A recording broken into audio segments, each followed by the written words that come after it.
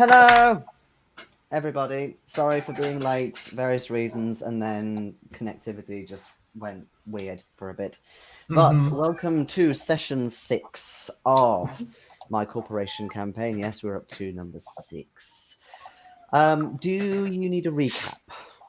Can I just say, Yes. record for this campaign, we have 2 viewers. We do indeed. Hello, Steve, and hello, Fuke. Although it says 0 in the corner of the screen up there. So maybe they got bored of waiting for us.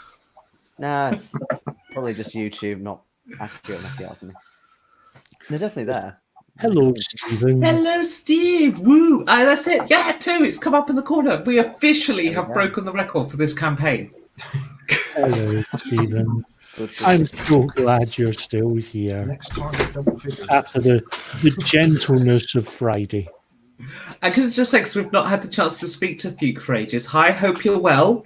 Firstly, because I know when we last spoke, you weren't doing so great, and I hope you're well now. Also, May 16th to May 17th, Com+3. Be there, because it's going to be amazing. What we have done to the prize fighter will blow you away. It's awesome. Can't wait to show you. So, even those who have seen like newer graphics and stuff, you haven't seen like everything yet. So, no, I said in my video about it, you know, what I'd seen so far was amazing, and it wasn't finished yet. No. So, you know. Mm-hmm. Oh, but there's some Easter eggs in there. Mm-hmm. Yeah. Oh, I can't wait. I can't wait. I really can't. Oh, how long is it now? 2-3 weeks? 1, 2, 3 weekends away. Wow. Yeah. Wow. Oh, crikey, we've got a lot to do in that time. Wow. Wow. Anyway. So, recap. Yes. We shot the shit out of the tower. Then, well, we had this big thing where we had to run for a tower, and we went up the tower to try and defuse a bomb, but we didn't quite defuse the bomb, or we did. And then the bomb went off and the tower collapsed, and then we found ourselves not having our GM because he's gone right when I was in the middle of my monologue. Does it seem to be Steam Lord's the problem, do you think? Or? I think internet is just an ongoing. Hello. Because the Google's been pretty sturdy, hasn't it, Ian? Yeah. Our connection bounced, I think. Tower collapsed, but it wasn't really real because then, or it didn't feel like it was real, and then the lift doors opened, and we had to have another big fight to get out of the building, and then we drove out eventually, and we found ourselves back in that alien kind of landscape thing, heading towards a lot of towers. There's a lot of fucking towers. We're in Millerure. And Milleroo, whatever that is. And we ended up at the tower, only to find that the guy we were trying to rescue was in critical condition, and then some girl came down and snogged the face off him. Yes, basically, that is the most coherent retelling possible. I believe we are experiencing time in a non-linear fashion. And somewhere I made a note of the date for where we are currently. Yes, I found it. So it is currently, we are experiencing 12 September 2501. And my plan, next time we have a scene change, is to try and find the date there as well. A cunning plan to try and piece all this together. Yeah.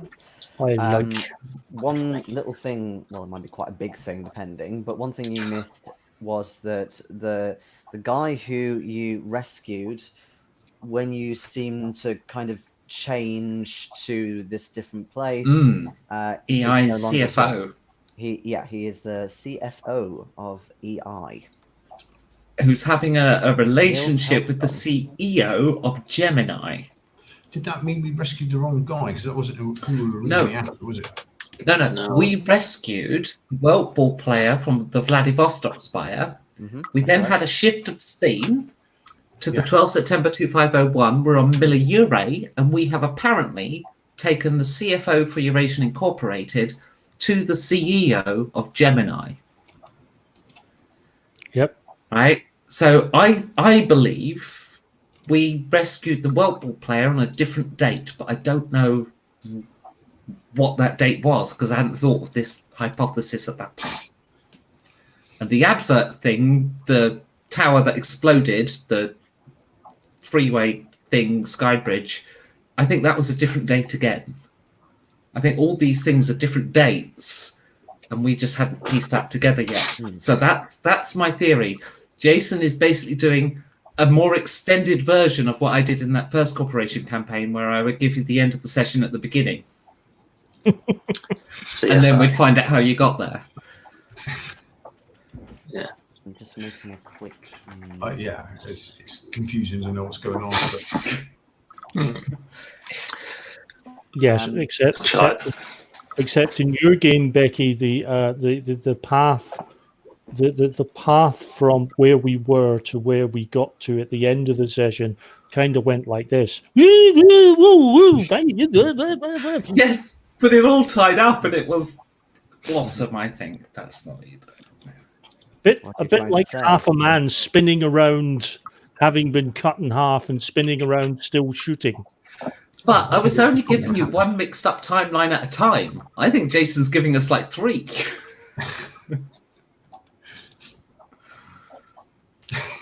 Well, we shall see. I have made a little note. Another thing as well that you should bear in mind is that in the previous scene, with like the rain and the tower exploding and shit, you were referred to as agents. In case you've forgotten. I was of the understanding we were always agents. Well, no, we decided that you were going to be ex-agents at the start of the game.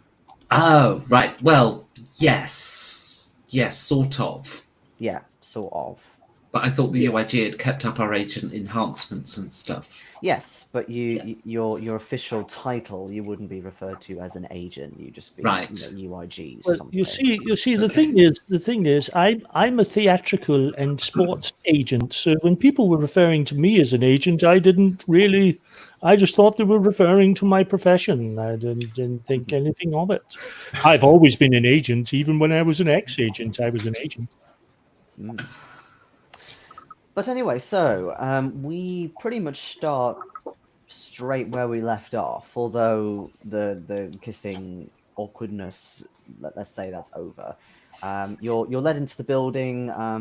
Hellstrom is wielding quite quickly, and he appears to be taken up to another floor. You hear a couple of conversations that he needs to, be sort of put into a drip and things like that, and he needs to be kind of set up in an appropriate place for first aid and things like that. You are taken to a bit of a nicer area, more kind of recreational, shall we say. What you can notice is, yes, there's the tower and there's the main floors, but all around, much more complexly so than the Vladivostok one, there are kind of sectors around the outside of the tower. And one of those which you're recommended to try is all the sort of spa treatments, which are normally, from what you know, for members of staff doing downtime, because there's not really that much to do around here. But you seem to have this strange memory of being told by Phil that you were going to be here for a while. But you don't remember exactly when he told you this. So, by Phil? The Phil with 2 L's? Phil with 2 L's, yes. But that's when we're with the UIG. Oh, another date we would possibly know is what the date was as the campaign started when we were UIG people. Do we know what the date was then from recollection? Yes. Let's see. Yeah, when you started the arcade and you were doing the sort of drug search and things. Just give me a few seconds to think. 12 September 2501 now. It would be, let's say, the 4th of February 2502. Okay, well, that's confirmed the non-linear time theory.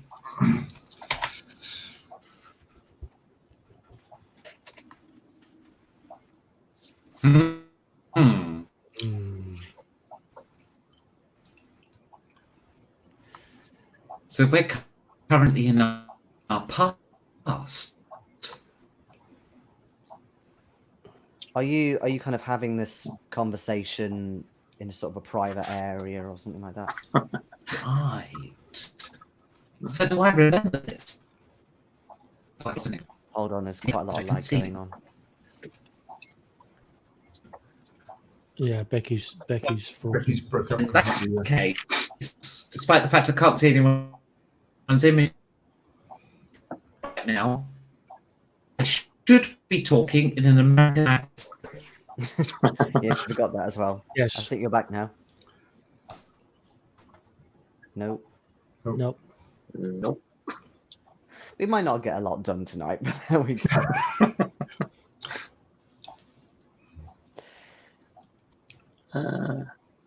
Yes, I think we would have been having the conversation somewhere private. Yeah. So you think that basically it's just sort of like a semi short-term memory. Like you know that he told you at some point, but you can't actually remember the Can't really- conversation properly. Can't really remember the context of the place or. There you're back. Well, you assume it was done either when you were on Earth or whilst on the way to Miliore. But yeah, you don't know it. For example, when Hellstrom came in, like if you picked him up or anything like that, you don't know the details of that.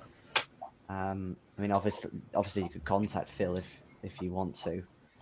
But yeah, in the meantime, you're kind of. People seem to know why you're here or have been informed. They don't find you suspicious for being here. The question I was asking when I lost connection then is, do I feel like I remember this? Like, do I know what happens next? You're going to have to repeat that, babe.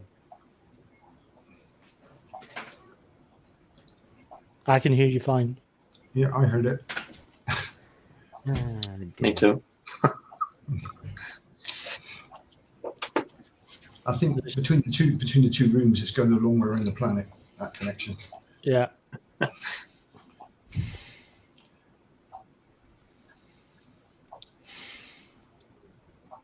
Connection's bad this week.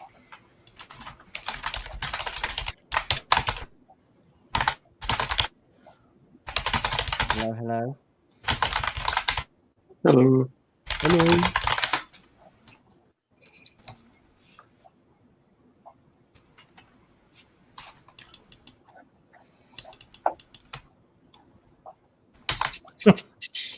Oh.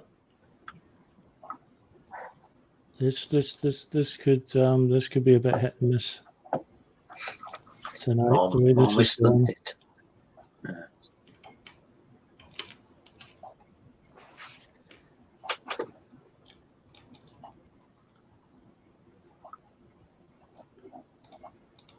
Steve, if you can hear me, I think they already did that earlier in the day before we came on. It's yeah, Jason's frozen completely. Yeah. It's shocking tonight, isn't it? It's It frozen. is, as I say, my internet's been playing up all day. Whoa. And I will resist the urge to theme the thing from Dallas. Ian's trying I can't resist. Ian is trying with the hat though, so he's the only one really taking part. Yeah. That's been my ongoing gag with whenever just three of us end up sharing the screen, because it always looks like the three-way partition from Dallas. Yeah. Mm. Yeah. That's going back a bit now, isn't it, Dallas? Yeah. Yeah, there's a lot of traffic, Steve. Supposedly Virgin was having problems all day. I had a couple of problems. There was a point about a half hour before we come on where my internet went completely. First time I've been on all day. I've been at work all day, so. Oh, poor Phil with one L. Fuke. The remember Com+3 runs for an entire 24 hours from noon our time, so UTC, to on Saturday to noon on the Sunday. So I'm sure at some point in that 24 hours you'll be able to come on and say hi to everyone. And that means you as well, Steve.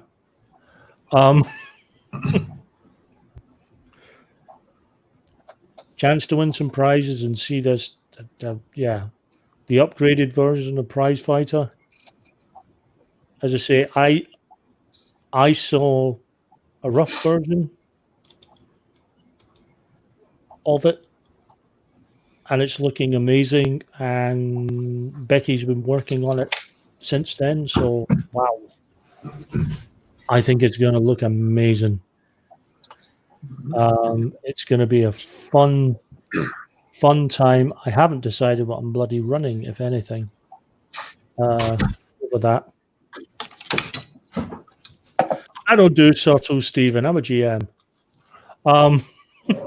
They've put me on a new shift pattern at work, so I just hope I'm going to be at home for that weekend. Yeah. You've seen my game on Friday, Stephen. I don't do subtle.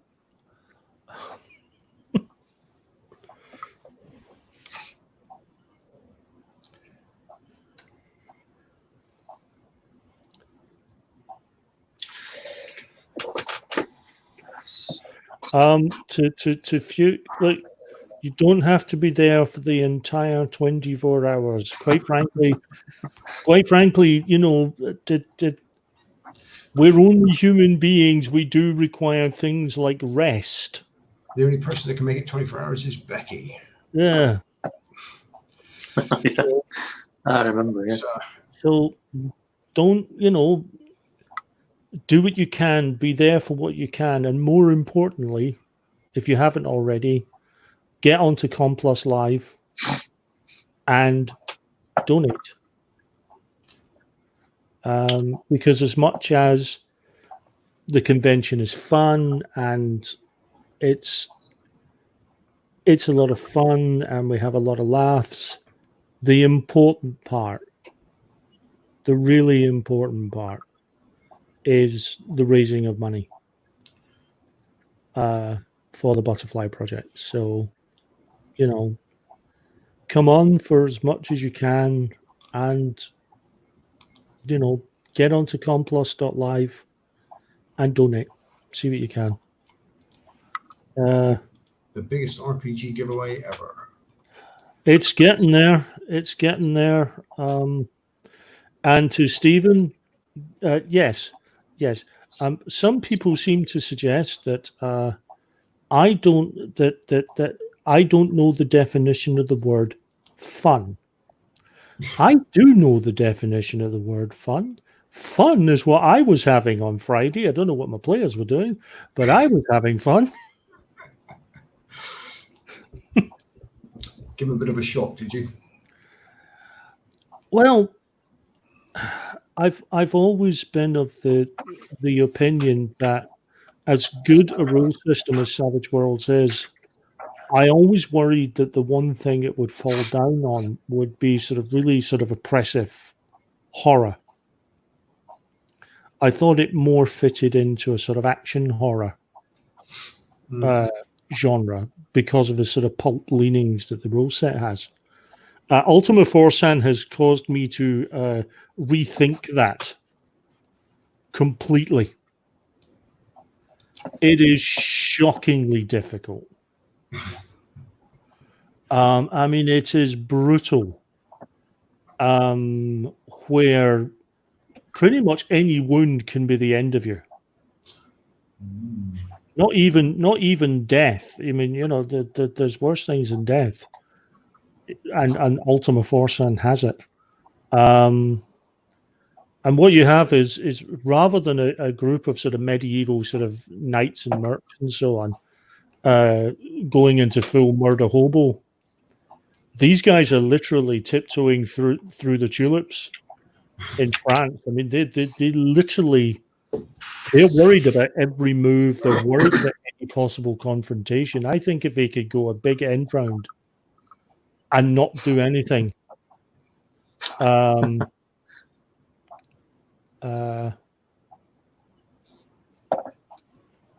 just had word from Jason and Becky. They're trying that their internet appears to be sort of down. They're trying a reset to see if they can get things sorted. So this could be the extent of your gaming here tonight, folks. Us talking. But yeah, Ultima Forsan's just really, really dark and oppressive. And I'm very impressed with it because I was worried, as I say, that it would have more of a pulp feel to it because it was Savage Worlds. And actually, it's bloody vicious, and I'm really. You're enjoying it. Having fun. It does. I mean, it does what it sets out to do. It creates the atmosphere it's going for, which is sort of to. Ultima Forsan is essentially it's a slightly. Enough message. Yeah, the outages with Virgin Media, me being one of them. Ultima Forsan takes place in this late medieval, early Renaissance period, where the Black Plague had ravaged the land. But this Black Plague, if you die of it, you actually come back as a zombie. Sounds like a novel I'm writing. Yeah. Hey, we were just killing time till you got back.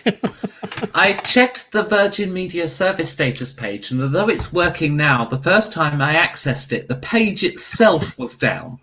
Yeah. They are aware of an issue in our area. Okay. Yeah. Mine. I'm on Virgin as well, and mine went down about a half hour before I came on. I actually sent a text to Jason saying I might not make it on. Oh, well, that's our second router restart of the night. So, and it took a long time to come back this time. Yeah, it seemed every time I spoke seemed to be when the problem happens. Yeah. Maybe I should just sit here like a numpty old session. So yeah, we've been yapping away. Talking to Fuke about Com+3, talking to Stephen, and just mentioning the game I'm running on Friday, which has been this, as I say, it's been this lovely, gentle, just wistful, light, just a wonderful change of pace. Nothing oppressive or dark or anything. I can't keep that up. I just want to respond to Fuke's last comment there. Like, I've twice gone through the whole 24 hours now. I'm the only presenter to have managed it, and I've done it both times. And yes, I am a little older, but I don't know how many more years I can do that for. I will Give it another shot this year, though, because, of course, with the lockdown, we're a presenter down. So there's only 2 of us this year, because although Lloyd's welcome to come, he can't. So because he lives in London and we don't. So yeah, it's going to be hard this year with just the 2 of us. And Jason will need a rest. I don't want to present with him if he's tired.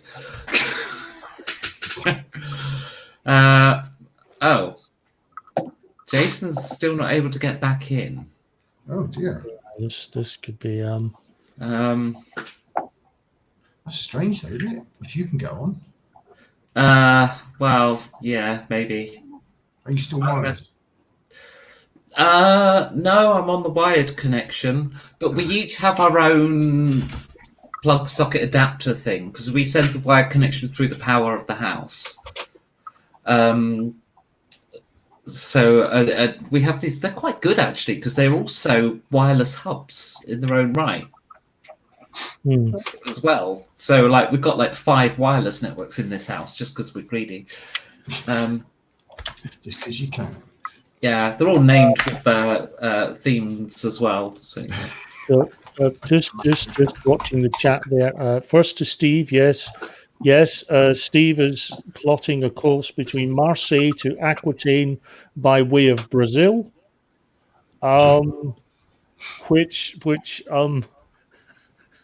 they're looking for a nice safe course where they meet as little of the undead as possible because one character's already died, and one of them damn near died on Friday because they got wounded by one of the dead. And if it hadn't been for some very fast work by the medic to actually dig out the kind of ooze called atrinum out of the guy's system, they would have ended up dying and rising, and dying in agony. Because you don't go softly into that good night when you've got a trinum in your system. As for Fuke, is he the only audience member to make it 24 hours? He might be, but I can't say for sure because like Com Plus 1 is a blur now, and Com Plus 2 is a blur now. So it's hard to know for sure, but it's entirely possible. It's just like I'm trying to remember Con Plus 1. I mean, we had people watching for most of the con, but whether anyone actually did the full 24 without any sleep other than me, I'm not sure. Yeah. Just to answer Steve, yeah, Steve was the one doing the doing the emergency surgery. Just to say, Steve, I slightly messed up on the minus. It doesn't actually matter though, because even with the extra minus you should have had, you still made the roll. So it doesn't actually change the outcome, but it shouldn't have been a -2 you were going at. It should have been a -6. But you still made the roll, so it doesn't actually change things. But it was actually far more dangerous than I made it out. I think I should jokingly suggest to Fuke that he trains for Com Plus 3 by watching Com Plus 1 and 2 and seeing if all the audience members stayed awake. Don't do that. Bad enough doing it once. Com Plus 3 is within 8 days of his birthday, says Fuke. Awesome. Awesome. Well, so we'll be sending you a birthday present. Get on and win yourself a Prezi or two. And we're doing the way you upgrade your gladiator this year. Totally different. And so even somebody who hasn't got much money, I'm pretty sure if they do it at the right time and they follow for all 24 hours, I'm pretty sure they can snag a bargain. Because this year, it's all auctions. Rather than saying it costs this to get this, it's because we don't know what to price things for. So we thought if we do an auction, things will go for what they're worth. Just as it, Steve, no, even the -6, that would have been 4 off your score. It would have been a pass, just. It would have been 4. You would have just passed it. Any more than that, and yeah, it would have been a fail. Friday's game is being taken seriously. Still discussing it after the weekend. Oh, I mean, the thing about it is, I mean, it's so fucking oppressive as a game. I'm really impressed with it as a setting. It's something I'll definitely run again because it really is. It's intense. What I would really like to do is run it for a bunch of people who have only ever played D&D 5th. Sorry, I just tried to log in to register the problems we're having with Virgin Media, And it's down and again? I can't. Virgin Media's broken. Oh, God. They're hosting the site themselves. That's the problem. They didn't. So whenever there's a problem, good luck. They didn't build that website for the government to ask for the COVID-19 tests, did they? Because that was down within 2 hours. And And that's because it ran out. There were no more tests, apparently. that's got to be joking. They did 100 Here you go. Here you go, Phil. Steve says, Phil, I've been having flashbacks and nightmares. Not joking either. See, as a GM, if you're running an action game and your characters are thrilled and sort of pumped during the scenario and everything, that's great. It means you're getting the right atmosphere. If you're doing something comedic, yay! If you're doing something comedic, then you want them running, you want them sort of laughing their heads off. If you're running a horror, you want them terrified and having nightmares. I'm doing my job right. Okay, I do believe we were in the middle of a game. Yes. Welcome back, babe. I thought I'd lost my notes. We finished it! Yay! We won. No, I just need. I need to try and remember what I actually wrote down. You just gave Becky a date. Yeah, I remember the date. February 2502. We were discussing our time slipping through time, weren't we? Yes. Privately. Yes, and I was remembering that I should be having this conversation with an American accent. Yeah. Yes, I think I made the unfortunate error of speaking in character first. I apologize for that. Yes. Okay, so there was some. To just talking character for a couple of minutes just while I type everything back up. There was something about this area with a spa treatment. So we've been recommended to do a spa treatment. Does anyone else remember that? Does anyone else feel like this is happening in the past, but they can't remember what happens next? It's Like, sort of a yes. deja vu. I remember what happens next. I had a steam. There are indeed. I'm heading off for a steam. Sod it after the mood lighting rooms, meditation, saunas, pool, gym. just to clarify, because the volume was a little low. Oh no! Oops. It's 3 this time. Yeah. The three virgins have gone. Although they probably not frozen. We're frozen for them probably. Yeah. Oh, But dear. if they're all on Virgin, yeah, that's a good point. I'm with Talk, which seems all right. Okay, we're with we were with First Utility, but they got bought by Shell. All right. Interesting. Shell company. Yeah, Shell company. Yeah. Nice. Oh, I'm not surprised. 2 down. They've gone. Yes, lots of problems.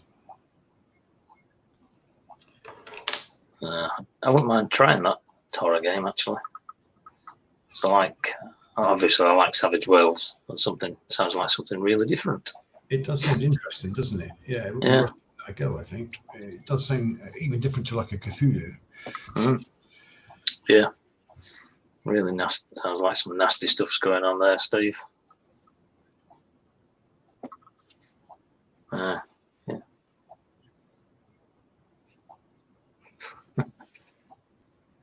Good old Ronnie.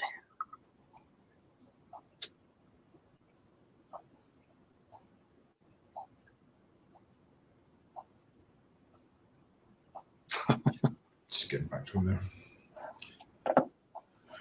Yes. Yeah, I think that's going to be it for tonight, I think. They're just messaging back.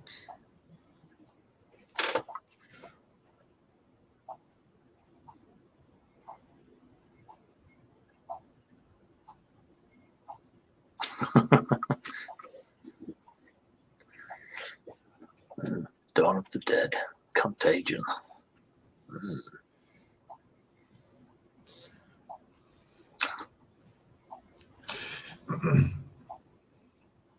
Yeah.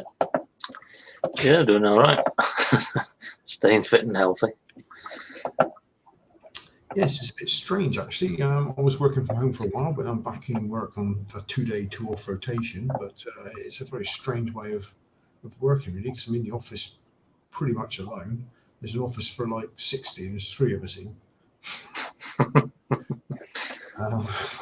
Echoes when you talk to each other. Hello, Yeah. hello. You don't see anyone for hours, like it's ridiculous. Yeah, it's strange. And this 2-on 2-off runs weekends as well. And weekends, there's no one else to contact. It's the 3 people in the office and the shop floor in, but that's it. It's just you just don't hear from anybody all day for 2 days. It's incredible. So you might as well stay at home. Might as well stay there. Yeah. Well, I would have, but yeah, I think they're trying to keep it going to a certain level, which I can understand. But, yeah. Oh, you've made it back. He's back. Blah. It's Virgin Media apparently have reported various problems. No kidding. So I made it back. You made it back. What happened to Ronnie? He dropped when you did. Ah. yeah, I said it's Virgin Media problems. That's very We may have to postpone. well. Yeah. Yes. I mean, it's we're not even finishing like one little conversation. Well, yeah, exactly.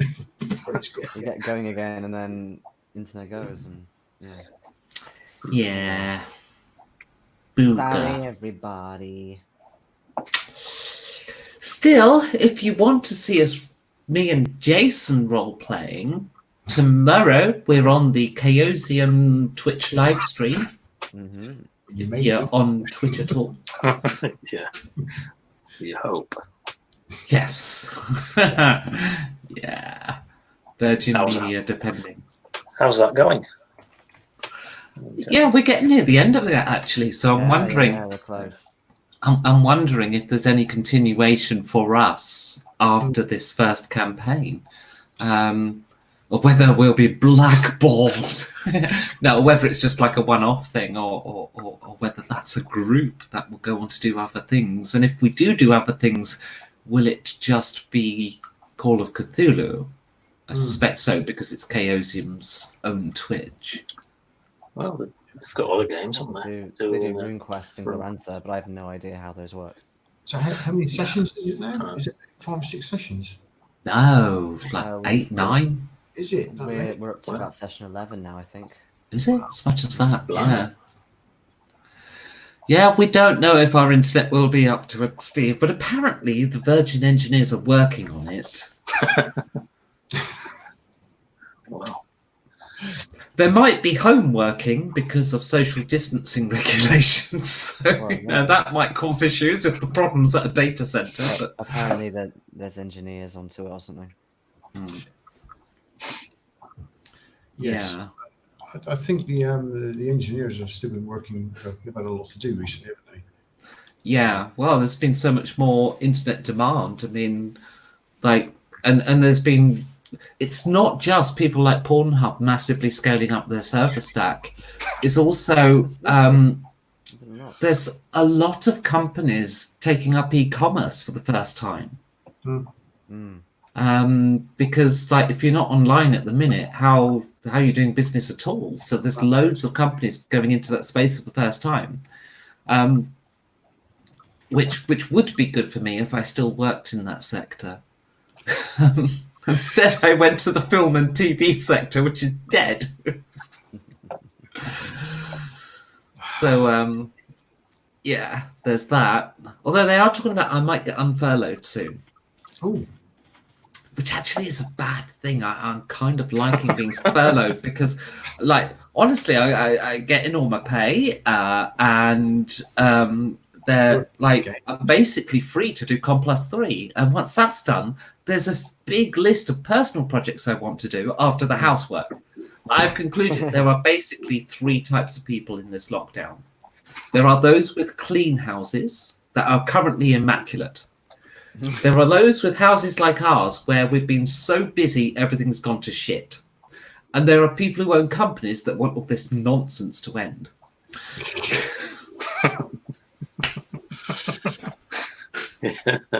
Yeah.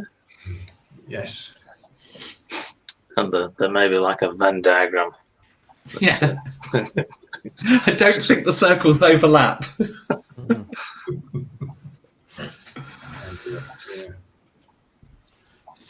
It's like this house, honestly, has never been this dirty. Yes, Like, even behind me, there's washing on the floor. It's been there for 3 days, or is it 2? I'm not sure. Oh dear. You should try with kids. But it's like we've just been so busy. There's so much to do. I mean, well, obviously Com+3 in 6 weeks, but before then, I was working flat out, trying to get stuff done. I actually worked into the start of my furlough just to finish the project on that I was on because I wanted it to be as good as it could be. And then, then took the furlough immediately for Com+3. So I was going to say you missed a 4th type of person there. The person that sits all day and plays Space Force Commander. You're the only person, you're literally the only person still playing it. Unfortunately. So yes, I wrote a game. It got published, spaceforcecommander.com. You can go check it out. Join Phil as the only other active player in the universe. Because basically, the firm kind of, well, look, if we're honest, things aren't great economically at the moment. And they've been focused on, getting some business on a different side of the company rather than promoting the game, which has a cost before it has a return. But anyway, it's all looking up. We might get unfurloughed soon. We have 5 people here. Now, the question is, do we attempt this or do we just hang out and chat? I am more inclined to hang out and chat because, as Phil said, we've barely got past the first conversation. We haven't got past the first conversation at all. No. We're 43 minutes and 45 seconds into the stream. It's strange, isn't it? Because as soon as we actually start playing, it goes wrong. Yeah. I know. It's like it knows. It knows. Initially, it was when I spoke. That was definitely a thing. And then I was about to go into a big spiel, and suddenly everyone froze, and I'm like, "Oh bugger!" It's happened again, hasn't it? Yep. Oh, balls. But the internet has been, I think, generally less stable during the whole lockdown because, there's and of course you know why there was such demand for toilet roll, and it directly relates to Pornhub, but which is the given. But yeah, And for the appearance of balance, we would just like to remind people that other porn sites are available.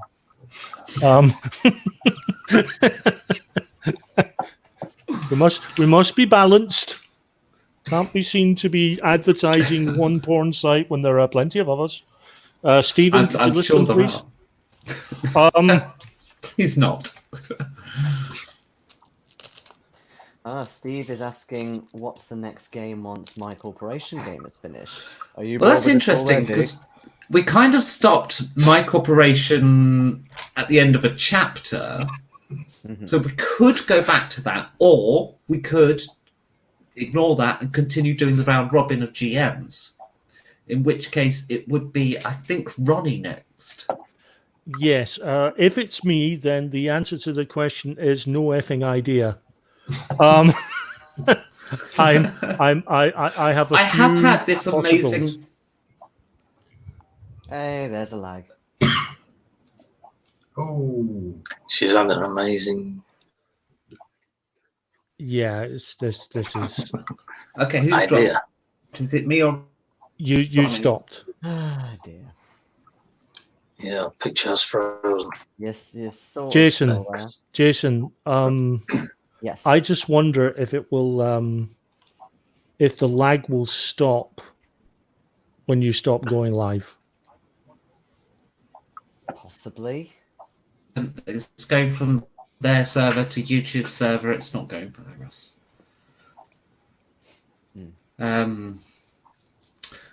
So, but no. damn, they're on Virgin. The problem if we share a cam is that we would have to invent a new type of headset for two people, because otherwise you'll get feedback because we haven't got a noise cancelling or echo cancelling mic. So I was saying something before then, no, that I'm sure was... Oh, yes, the campaign.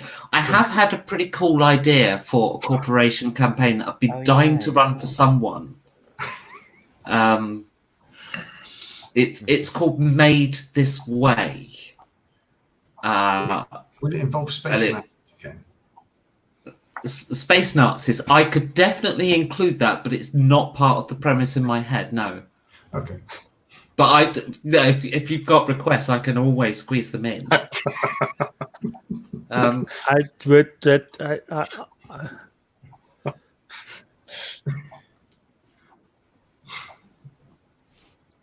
Because like the campaign we did, because like the one I ran was we only did like 6 sessions or something, didn't we? Or was it more? It was a little more, but yeah, well, it wasn't as long as the first one. yeah. The Boston Tea Party one was 12 sessions.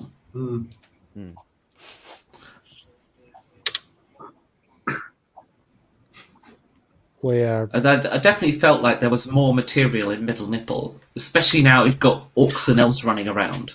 I forgot. well, I mean, Although the campaign I had a question just involved them, so yeah, I unfortunately I missed that last session. you could always watch it. Yeah, It was pretty epic. I have one or two ideas for a game. There's always your Friday night game as well. That's an interesting. Could you What's guys? Forsan? Steve is suggesting Forsan. This is a game that I'm running for Stephen, Doc, Barry, and Amy on Friday night. Ultima Forsan is essentially it's late medieval, early Renaissance, where the Black Plague sort of ravaged Europe, and Europe is starting to get back on its feet as the sort of campaign setting starts. The landmass is the same, but the makeup of the kingdoms is vastly different. But the reason it's horror is that the plague actually raises the dead that it kills. Everything from your mindless Romero zombie to there's no magic in the system, so if you can imagine, there are undead that are basically liches without the magic. they maintain all their skills and memories from when they were alive. There's just no magic involved.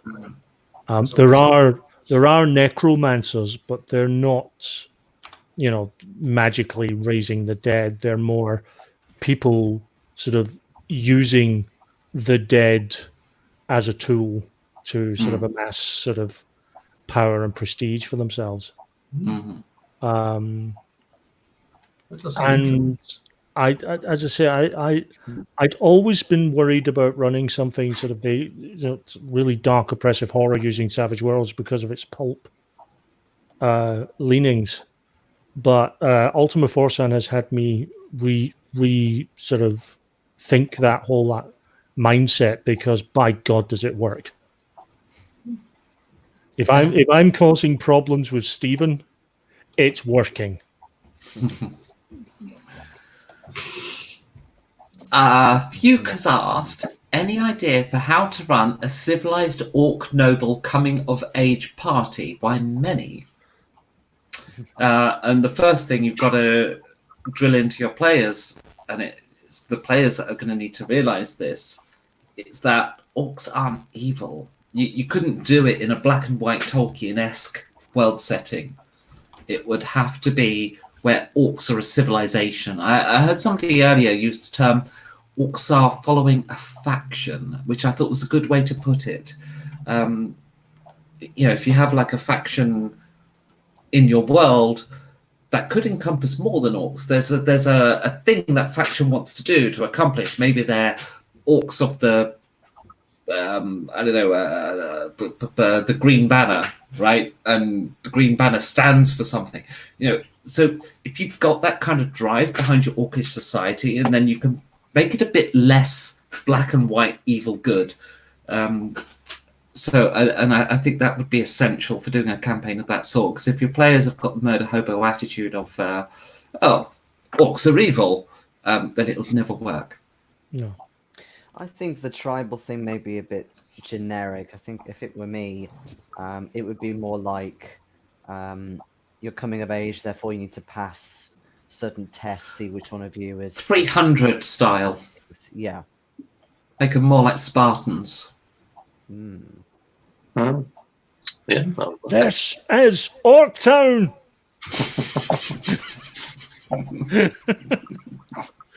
Kaboom. Indeed.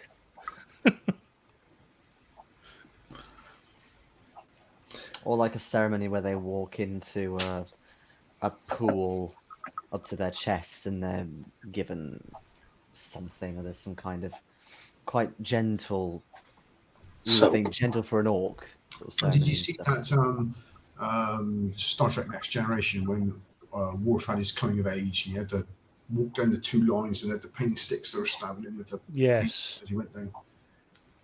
Yes, he decided to do that as an adult because he'd missed out of that. He'd missed out on that when he should have had it, and he felt if he was going to be a real Klingon, he had to go through that rite of passage. Yeah. Literal rite of passage.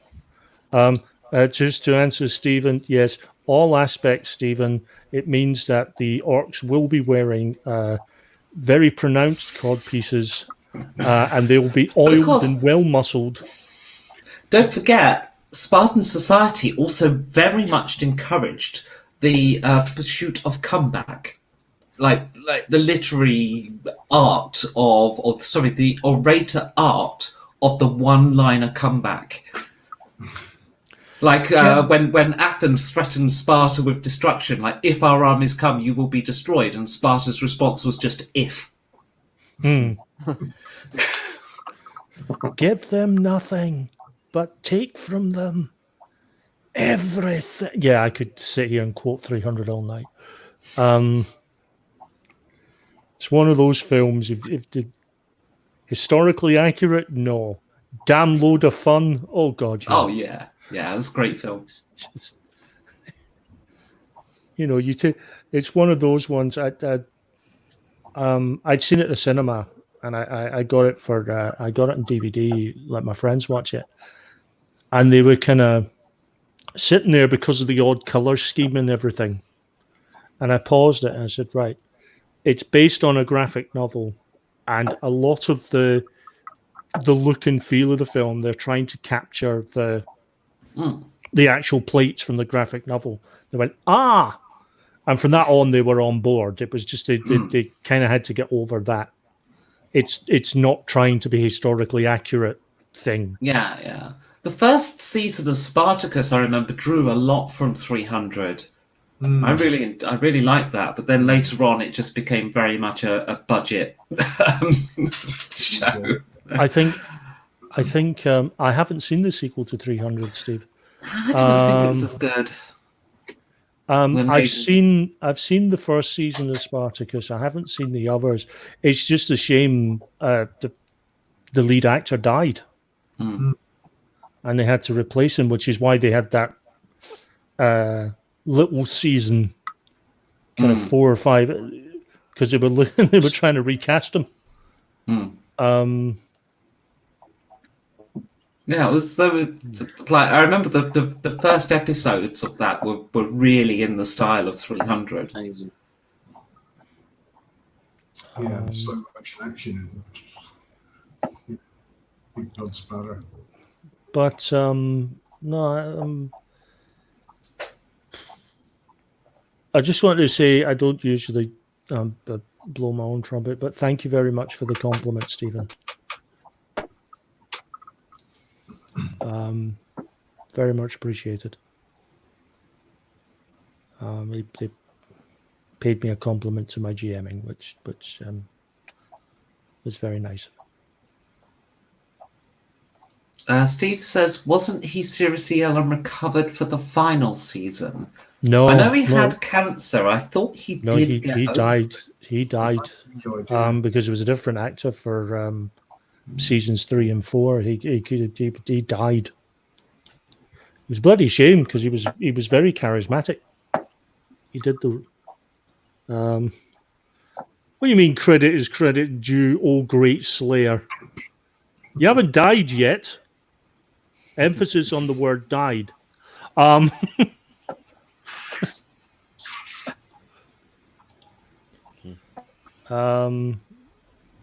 no, I've got a couple of ideas that we're talking about as and if and when I take my turn GMing. I've got a couple of ideas. Good.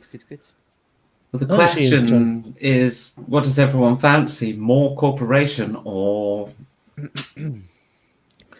something else? Something else. I'm very.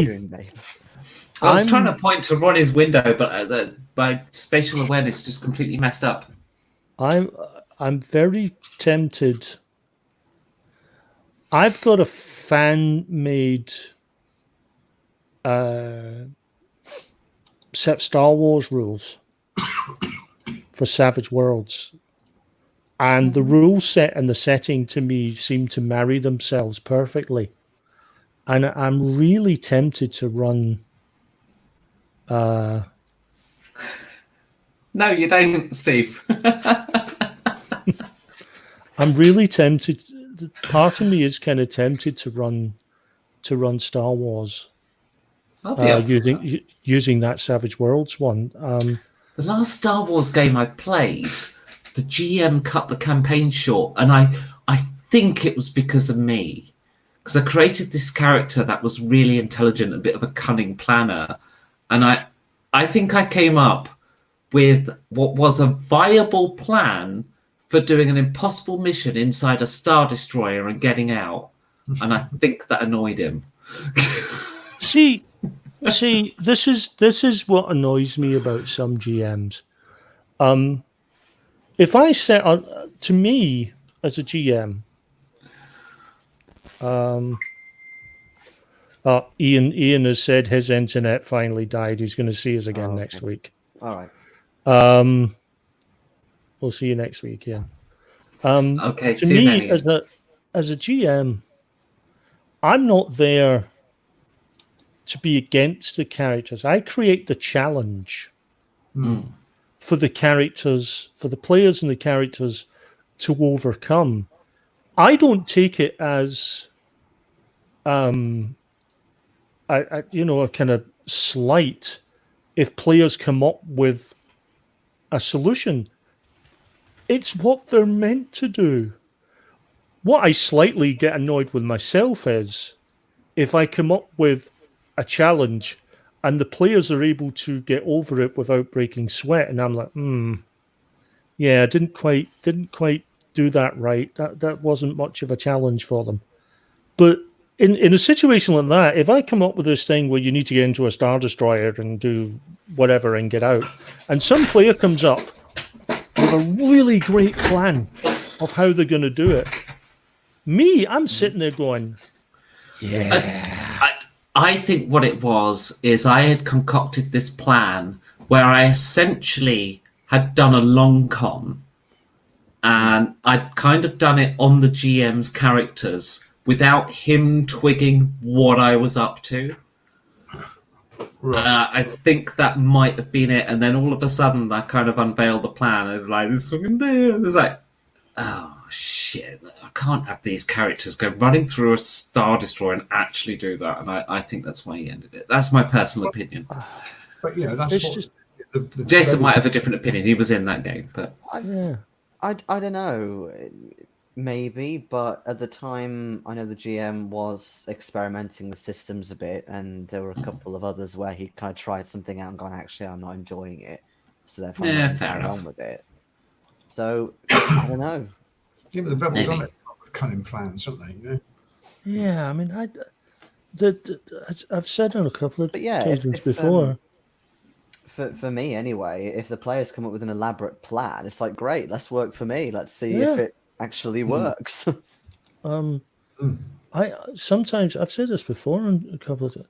Sometimes I've thought, that I've kind of planned a session or a scenario, and I'm assuming they're going to go down path A, and they've ended up going down path Z via Y, B, and 7. But I don't mind that if it's more interesting.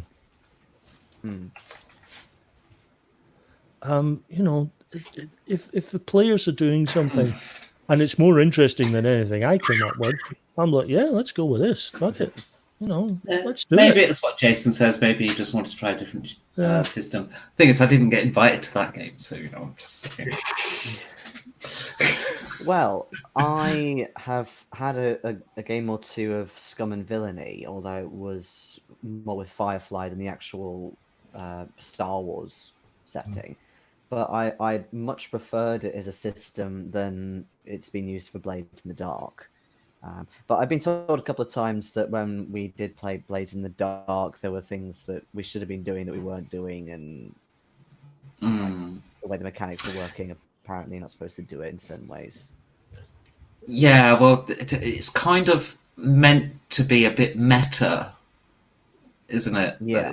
Like Blades in the Dark. Like, you're supposed to start in media res and flashback and things like that, but that only works if the players are given the mechanic, and I think they kind of need to be, dare I say, good enough to flashback and know what's allowed in the flashback. So the game mechanics kind of have to integrate it if you're going to do it.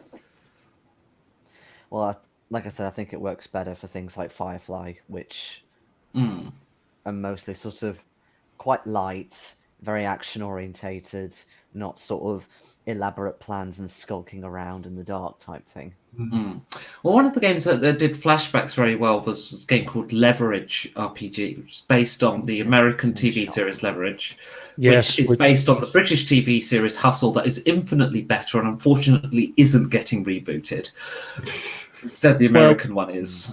Yes, which they have a hitter, because of course they've got a hitter, because it's America, god damn it. I enjoyed all 5 seasons of Leverage. I adored that show. I am so looking forward to season 6.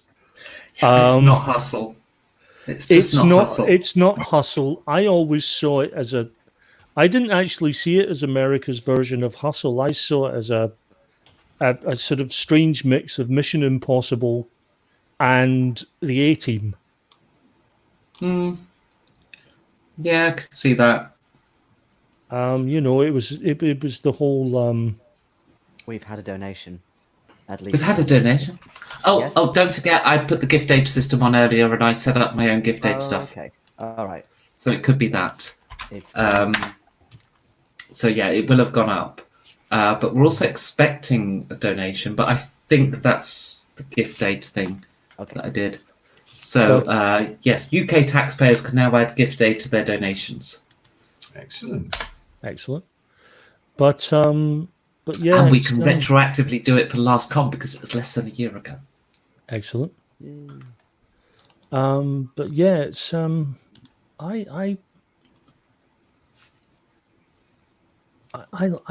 like the road less traveled.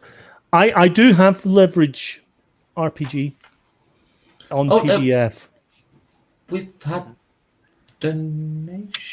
What's the date today? Oh no, the last one was still Ronnie. My apologies. Thank you, Ronnie.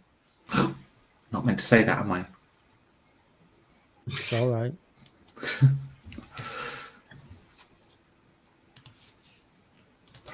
Just thank you, Ronnie. You know, in general, thank you. Yes, thank you for all you do. Thank you for existing. What can I say? Turning up this evening and Eventually. I tell you what, let's do this the other way around. No thanks to Phil. Aww. But yeah, as I said, I've got a couple of ideas for game. I am kind of tempted because I've been wanting to try that Star Wars one for a while. Because I got it on PDF when I first got Savage Worlds. So some of it didn't make sense because I didn't know the rule system as well as I do now. Whereas now I think I'd be able to give it a good crack. And I haven't run Star Wars, and Steve will know this because he's played in one of my games. I haven't run Star Wars since the old D6 system from West End. ooh, got that book.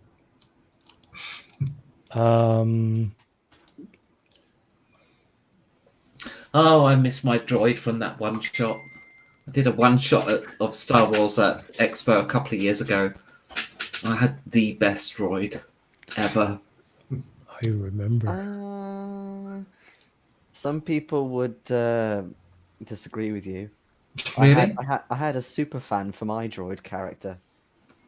Yeah, but in the campaign, and when he died, like, this guy was seriously mortified. I'm like, I've never had that before. yeah, but come on, do it quietly. What was his name? K2SO or something? Something like that. K2SO is the real one, but you Oh, were well, playing a variation of that droid anyway. it was the same model, right? But okay, I don't know. I'll call it K2SUV or something. I don't know. Anyway, it's like, do it quietly, droid. So I go to the thing, the door where this guy, and the situation unfolds, blah, blah, blah, blah, blah. And I decide I roll a grenade in. And then it comes on the headphone. Quietly, remember? So I go, shh, to the grenade. Any character that lets you get away with doing that, I think is a fantastic character. Yeah. In answer to Fuchs' question about D6 Star Wars, it was at the time it came out. Well, it still is. It's one of the easiest rule systems I've ever seen for a game. Certainly one of the best tie-ins I've ever seen. I mean, there's been so many official Star Wars RPGs. For today's audience, I think, yeah. I mean, it's just roll a bunch of d6, try and hit a target number. I mean, that's the basics of the system. How many d6s are you adding up?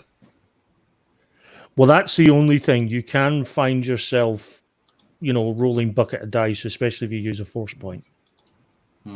Because if you use a force point, you can double your skill. All your skills and everything are die codes. So you gain a skill, it's 2d6 instead of 1 or... Yeah. So if you have say a blaster skill of 4d6 and you spend a force point on it, you're rolling 8d6. Mm. But, It's a little bit of a sod to add up. It is. But in terms of ease of use, that math aside, the actual ease of use for the system was wonderful. It was very simple. Everyone knew what they were doing. Everything made sense. Force powers was a bit of a bugger. But I think even quite then- often, like, the complexity of a system doesn't necessarily come from its mechanics, because most games have actually very simple mechanics. Like 5e is the simplest, crudest system possible, I think. Well, it's certainly right amongst the most basic systems in terms of the complexity of its mechanic. But the complexity comes from the world setting, the monsters, the spells. I mean, the spells in 5e, in a way, they've actually done a fantastic job because of the quantity of them. It's hard to write that much content, but that's where the depth of the system is, and where it gets all quite complicated in interpreting these different edge cases. I don't think there's many systems where the mechanics themselves are actually that complicated. Exceptions exist, of course, specifically for Rollmaster. Funnily enough, any of ICE's products at that point, Rollmaster, Space Master, even MERP was I said this to Steve actually. MERP is a game I enjoyed playing back in the day. I ran it, I played it, enjoyed it perfectly. Not a game I would go back to. Yeah, did I tell you about when I met the guy who wrote Rollmaster? No, I don't think so. No. It was like 5-6 years ago. It was at a convention. I just bumped into this guy, got talking. He said, "So I'm the guy behind, Rollmaster." I went, "Oh, okay, the system where nobody likes to level up." And this kind of look of dejection on his face because he knew exactly what I meant.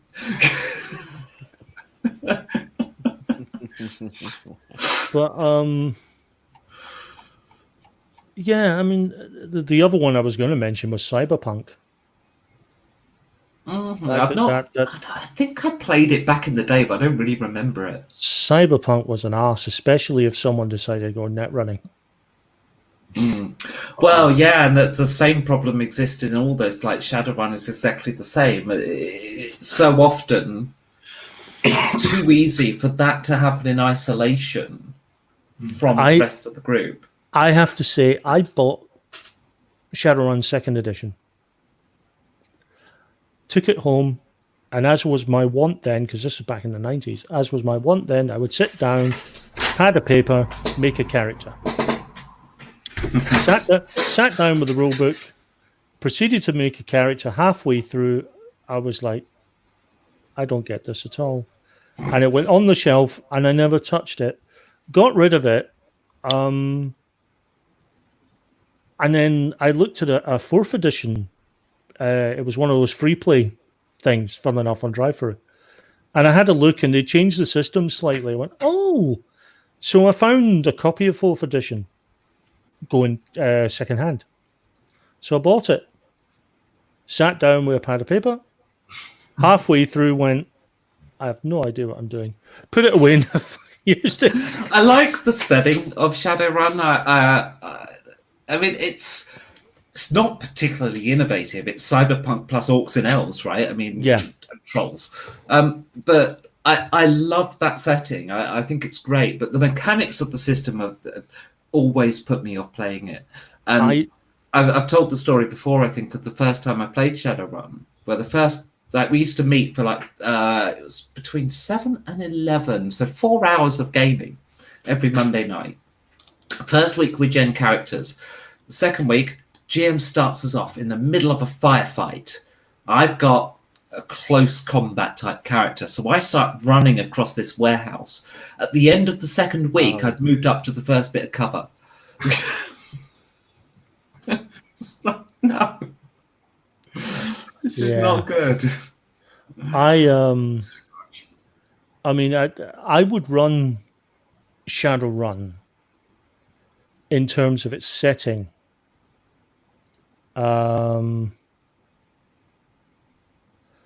but not the rule system. I would rip it out, and I would use a generic. I would either use True 20 or I would use Savage Worlds.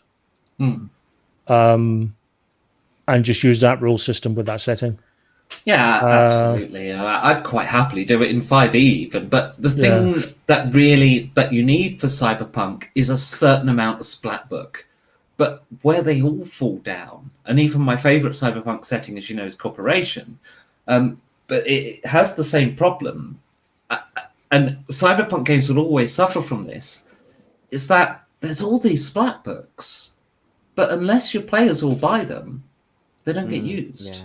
Yeah. And like I've got every Corporation book, and I'm reading the last one now, and then I'll have read the whole lot.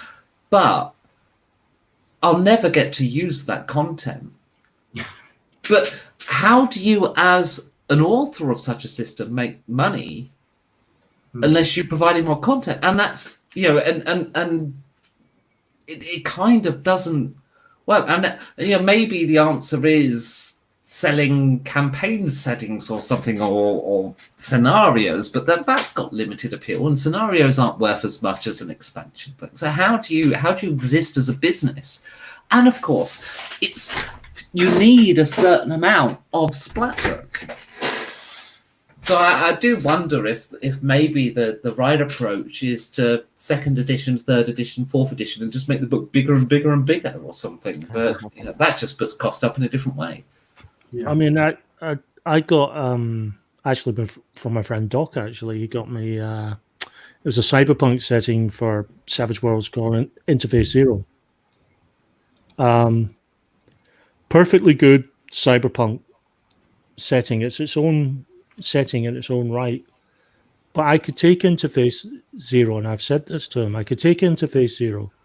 I could add the Fantasy Companion, and I've got Shadowrun. And it wouldn't take anything to run that. And Stephen actually many years ago found me a copy of Palladium Fantasy, which I'd had and I'd had to lose, and he found me a copy of it, which was great of him. But again, it's a system. I like the setting. I couldn't use the rule system now if I tried. That's another one where I would got the rule system and use it. But you know what? It kind of doesn't bother me if the rule system sucks. So like for Cyberpunk, you kind of, like I say, you need those splat books. But you can reskin a splat item from one system to another, if that makes some sense. Yeah. Like, it doesn't matter if it's a Jaeger SF 2090. The fact is, it's a submachine gun or something. Yeah. So you know, you need a certain amount of inventory, if you like at least a basic set. But like, I'll take any setting and run it under any rule system. In essence, like I could quite happily run Cyberpunk in 5e. I want to rename some skills, but that's not a big deal to do. No.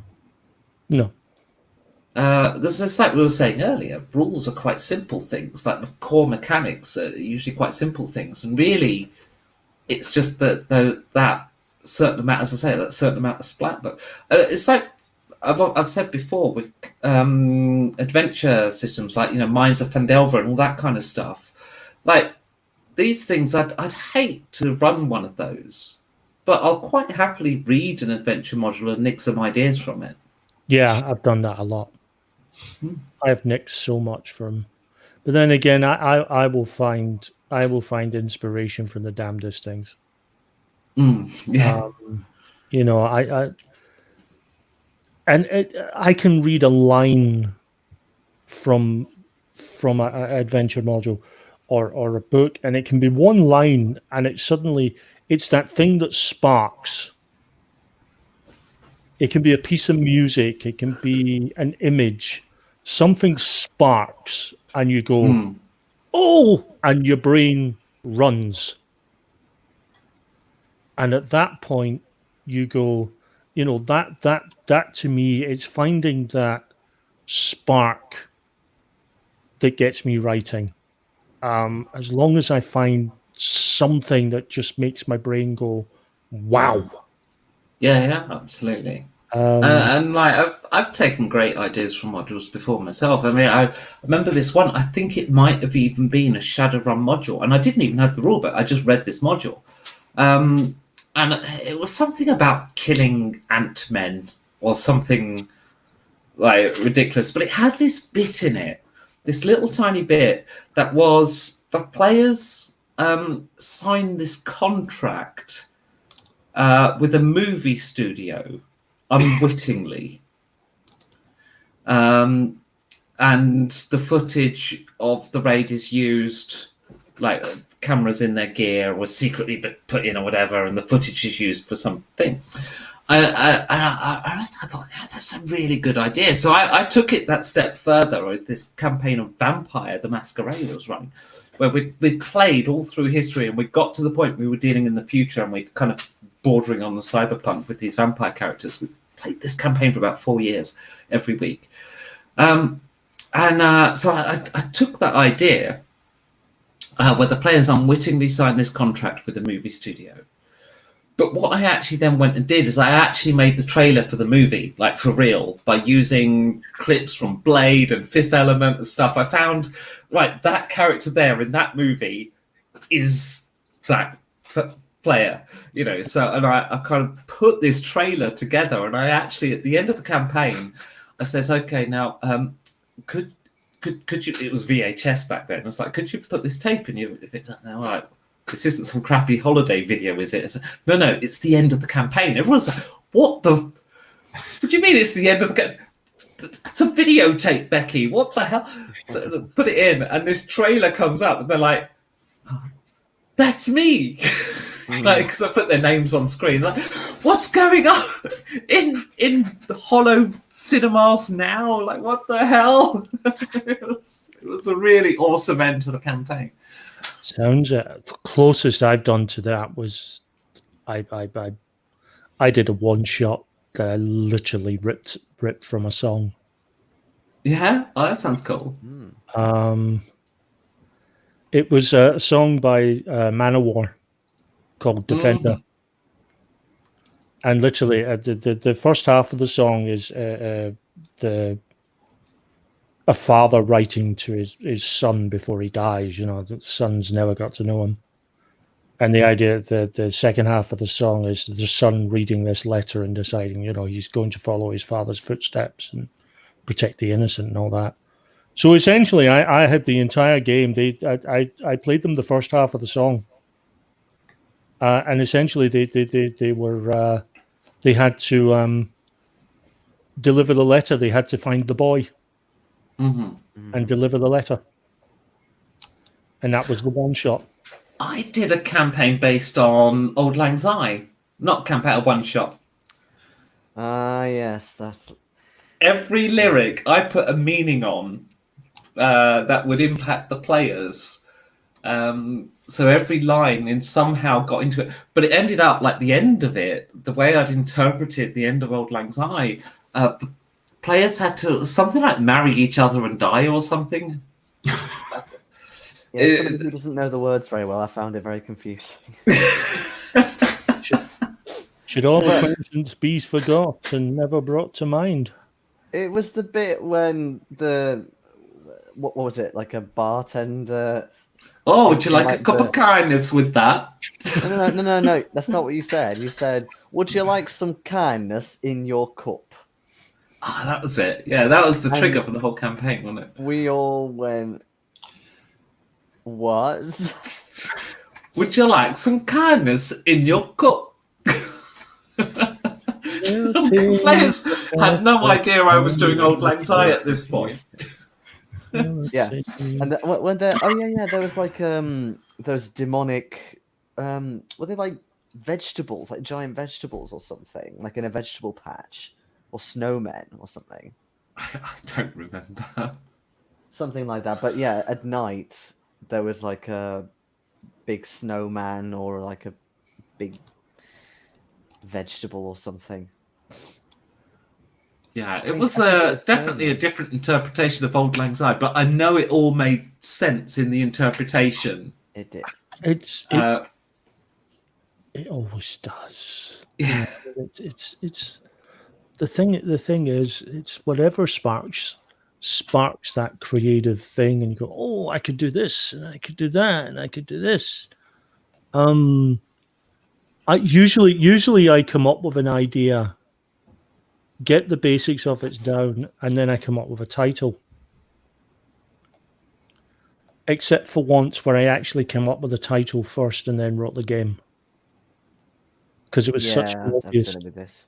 it's such an obvious title. It was for Castle Falkenstein. I ran a game called Gin and Tonic, Huh. which involved a gin And a tonic? and a tonic. Basically, the upshot was a sort of traveling, one of those medicine, you know, the traveling medicine men, you know, the snake oil salesman.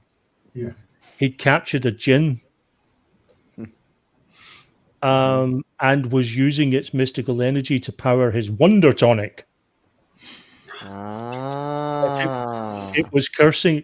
It knew fine well it was being enslaved in this way, so it was cursing the magical energy that was being pulled off it was cursed. And essentially, if people drank it, then rather than heal their wound or whatever, it would grant them their heart's desire and then use it to kill them. So, for example, if their fondest desire was to become a dragon, then for a few moments they would become a dragon and then they would immolate from the inside out.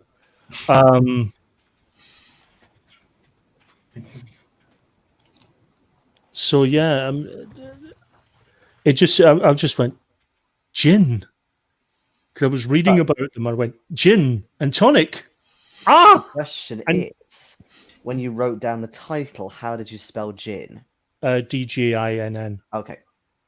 I wondered if you were gonna spell it like the alcohol and give it like a or the I don't know, alcohol, but another with the D in nickname. front or something. Go for the hybrid. But yeah, maybe. I enjoy it. It was again, it was a silly one shot, but Sounds good though. I fell in love with the title. Yeah, it's a good title. And given that it's it's Falkenstein, so it's alternate sort of European fantasy, Victorian times, it fitted the actual title, the drink and everything fitted perfectly. I rarely name my games, to be honest. Like the first one I think I ever named was Made in France. Well, in terms of real play, I'd named them online for the sake of linking them up, together. But quite often the name wouldn't actually make sense for the campaign by the end. But that really, like, games outside of playing online, I've only named 2, and one of them I'm yet to run, and that's the new one, Made This Way. Yeah. It's only Made in France that I named. Well, that's because you had to put it on the expo site. True, but I named it before that, but probably because I was intending to. Because I ran that about 3 times before the expo to get it down. Wasn't it called Nice to Meet You before? Meats as in like the animal meat. Oh, it might have been. Oh, I think it was called that. Nice to meet you. Maybe, not sure. I've always had a thing of naming mine simply because I like to remember in myself what the name of a game was. It does help you remember the campaign better, I think, or Yeah, the one shot, whatever. definitely. Like having that sort of single mimetic to recall it by. Although we ended up I was playing a game ran by a guy I knew, Scott Wilkinson, and it was a game using Conspiracy X, which is one of these games that came out in the 90s in the sort of wake of the X-Files. And we were playing sort of FBI agents, and we were trying to hunt this serial killer that was killing. It was killing in periods of 35 hours. Every 35 hours, there was a body. And the body was completely drained of blood, and there was 2 puncture marks in the neck. And we ended up nicknaming it, and the game just ended up getting nicknamed Vamp 35. Me and Doc still refer to it as Vamp 35 now. Why 35? Oh, the 35-hour thing. Yeah, 35 hours. Even the characters referred to the killer rather than calling it an unsub. We referred to the killer as Vamp 35, and the name stuck.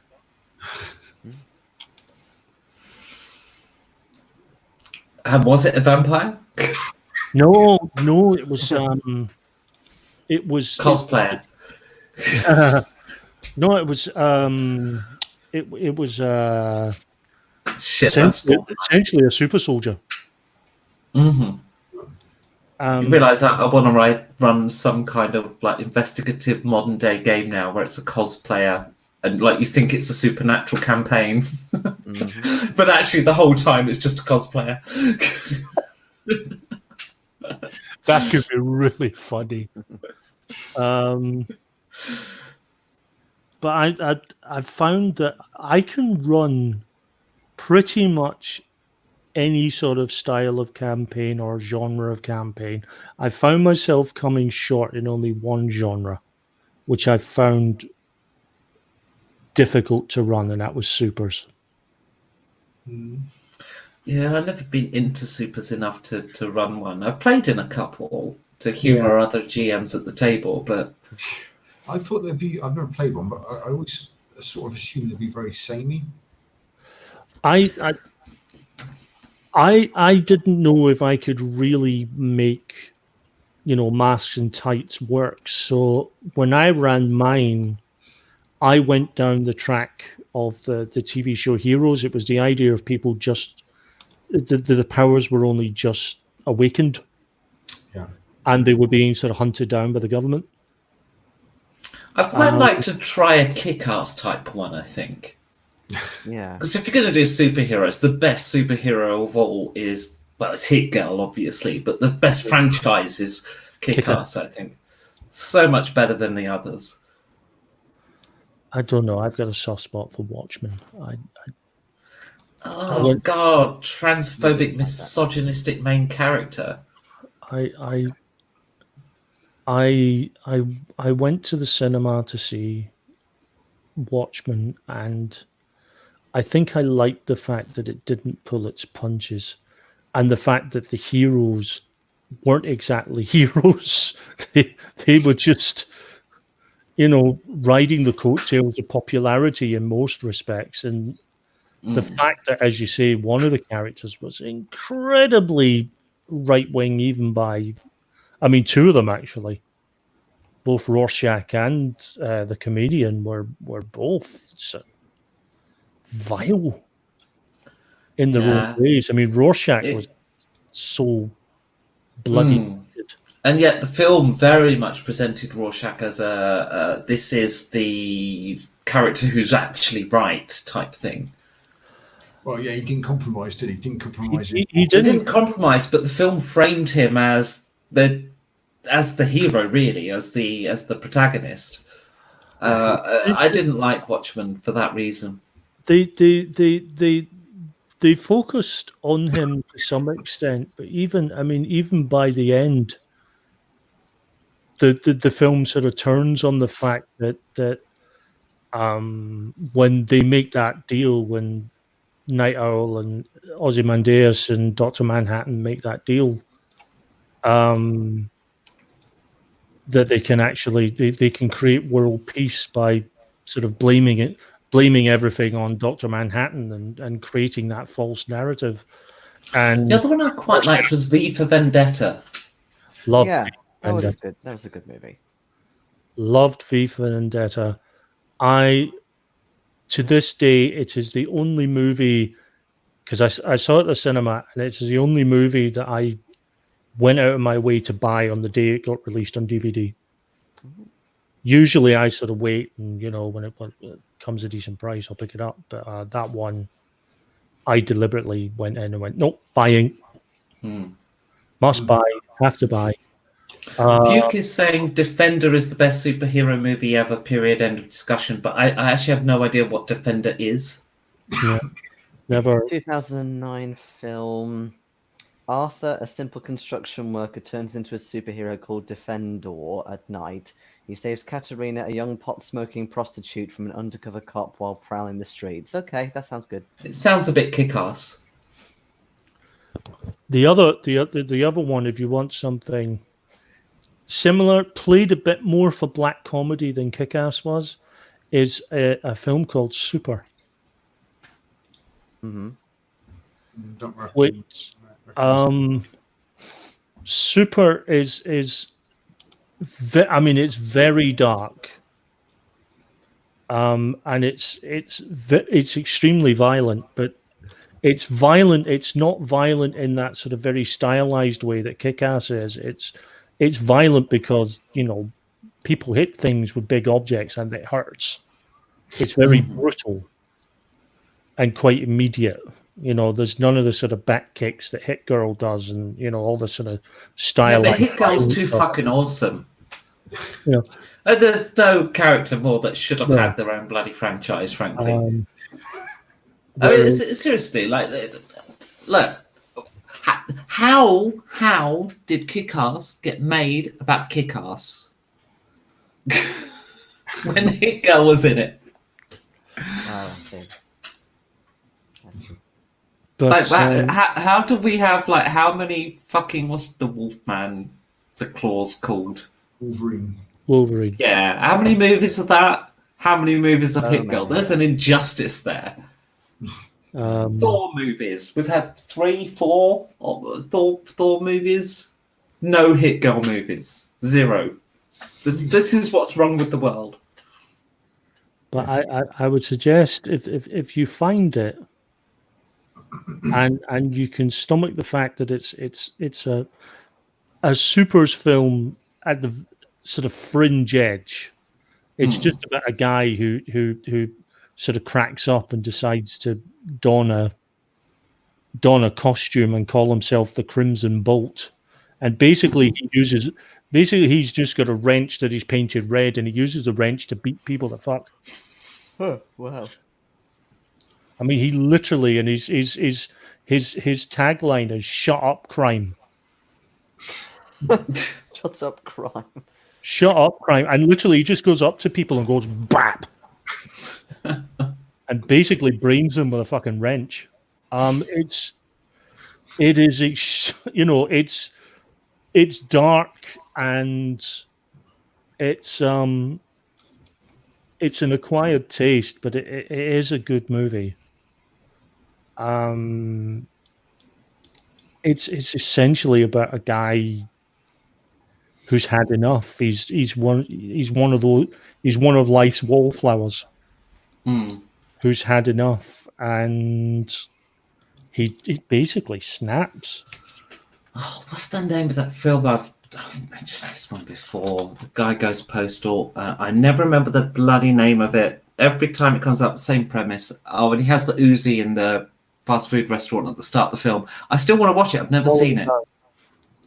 Falling Down. Falling Down. Yeah, it's still on my watch list. It sounds like the same premise as that. With Michael Douglas and Robert Duvall. Yeah, I don't think it's on Netflix. I should try Amazon to see if it's on there. It's a good film, but it's outdated now. But I wanted to watch it at the time and I couldn't. I missed it for whatever reason. I might have been too young. No, I'd have been 18. Pretend I was too young. It's a good film, but he just has enough and breaks, so he just snaps. He snaps, but in his case, that whole film takes place over one day. Falling Down. I mean, that literally. In fact, it's not even one day; it's a few hours. Did you want do a Blu-ray, Becky? I just wanted to stream it online and watch it once and not pay, but apparently I have to pay. So closing that tab. Well, Yeah. on eBay, Blu-rays £1.40. Could. $2.77. Then I've got to plug the Blu-ray player in to watch it because I don't use that anymore. DVD's more expensive. It's all right. It's got a nice line and dark humor falling down. Particularly, there's a particular running gag with a great payoff. He just comes across with his weapons, doesn't he? Yeah. Well, I don't want to know too much because at some point I will finally watch that film. Well, you can get a cheap copy on eBay. And all the Wait till it goes up free. And the thing that actually surprises a lot of people, it is a competently made, very well made thriller with good performances, good story, and yes, it was directed by Joel Schumacher. Okay. Is that bad? The man behind such wonderful, fantastic films as Batman and Robin. Oh, that one. Yeah. The nipple Batman. The nipple Batman. The nipple Batman. Oh, believe. Batman and Robin, bat nipples. Wow. Oh. I see what Duke said there. Well, all right, is Defender on Netflix or Amazon Prime? Why you had a big shocked look on your face, Jason, just a few seconds ago. Yeah, I was just checking my my eBay sale, and it's going rather nicely. Oh, good. What are you selling? I don't have the box. I bought Val like razor clippers, but they were taking forever to arrive. They hadn't even dispatched yet, and then I saw it in the shop, so I bought another one and thought, okay, I'll cancel the other one. But they said, oh, actually, it has now left. So I thought, okay, well, I could print out the slip, but our printer isn't working, or I could sell it on eBay. And now is the time to sell clippers, apparently. Yep, big money. But yeah, I would recommend Super if you get a chance to see it. As long as Duke is strongly recommending Defender. Apparently so. But don't take him up on that offer because I want him to give all his money to Com+3. Oh. or you can watch the film that actually had my friend leave the room. Sounds great. No, because it was so intense. It was so intense. He was like, I don't want to watch this. Which is a film called Hard Candy. I have heard of it. I've never seen it. With Patrick Wilson and Ellen Page. Oh, doesn't ring a bell. That film is fucking intense. Yeah, it does look vaguely familiar, but I've never seen it. It's intense. I still think the most intense film ever is Bound. Bound is good. yeah, I saw your eyes light up. No, I mean the thing is, I rented out Bound. I must admit, when I rented Bound, I rented it. I thought, oh, full uncut version, ooh, and I must admit, I rented it expecting, titillation. What I got was a really good noir thriller with some titillation. But what really got me was the noir thriller bit. I was gripped with the story. Wait a second.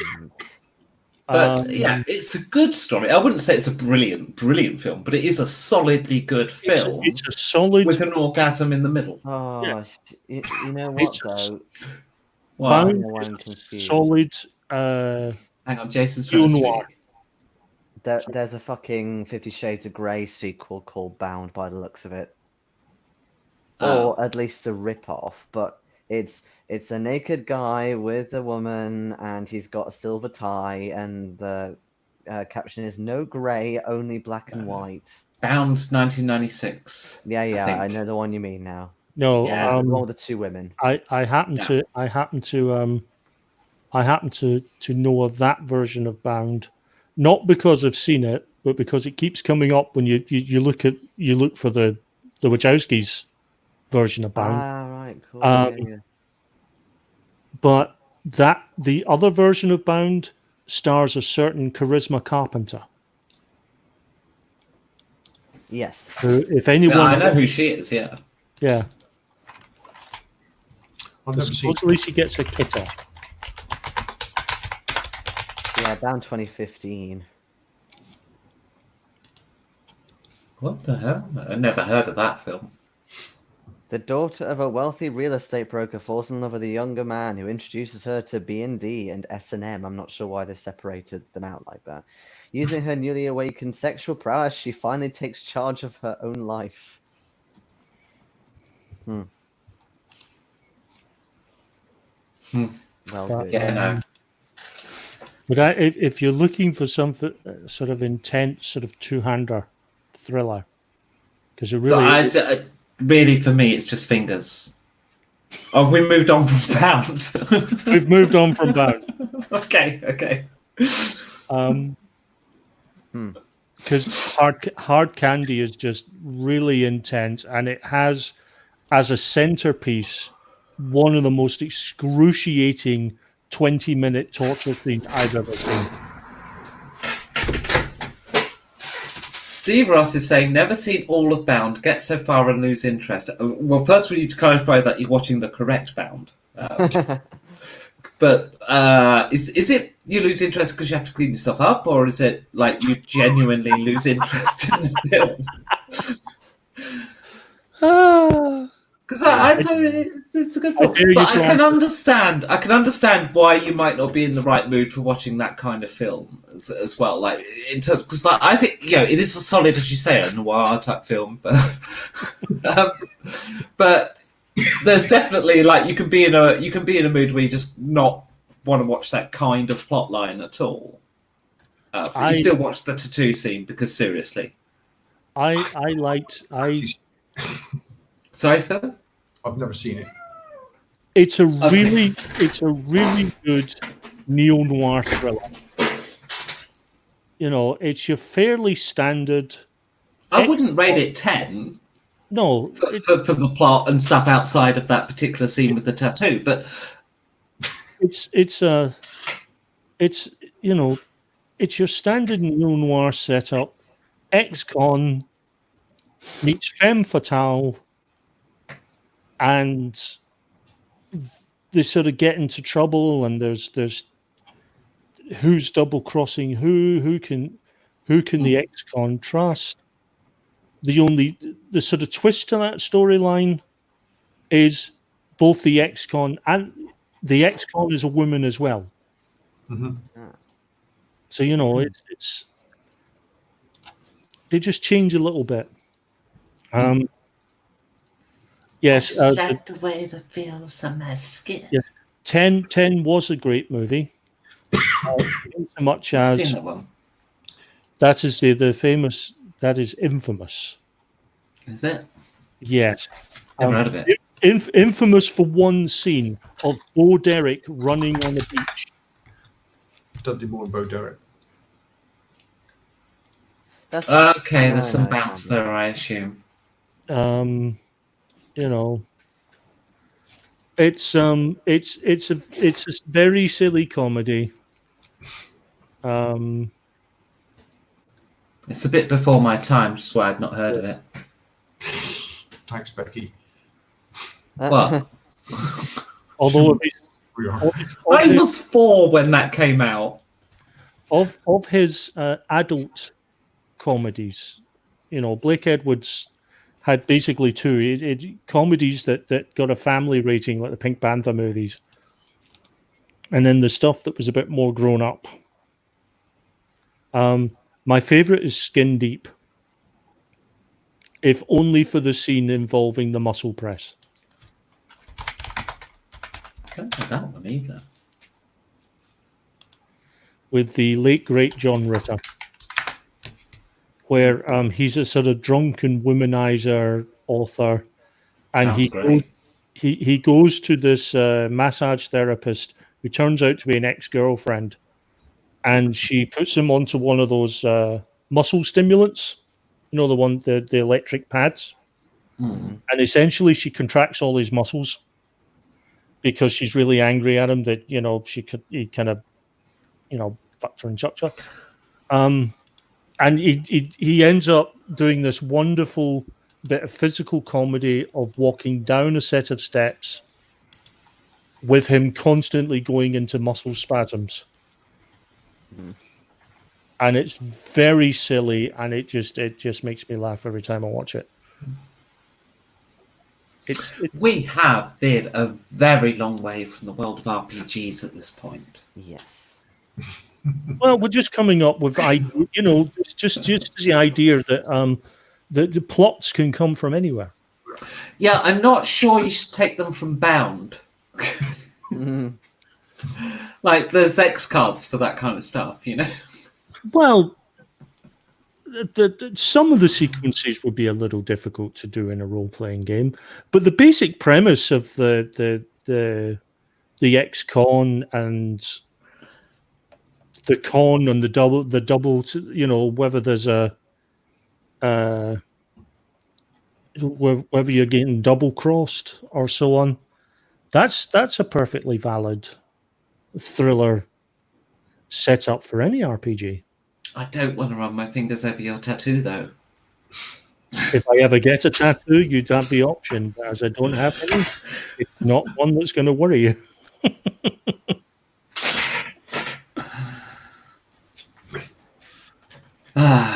Well,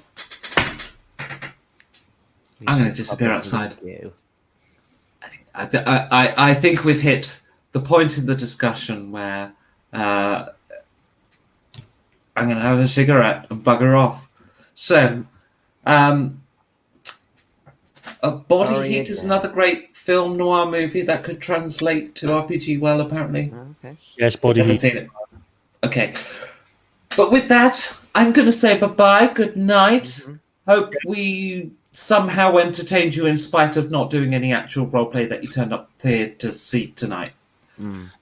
Yes. Don't forget May 16th, 17th. Please put it in your diary. It's going to be the best day on Parageeks ever. On Channel 1, not this is Channel 2. I'm over on Channel 1. On the other one. Yep. Take care, all. Okay. Bye-bye. Bye.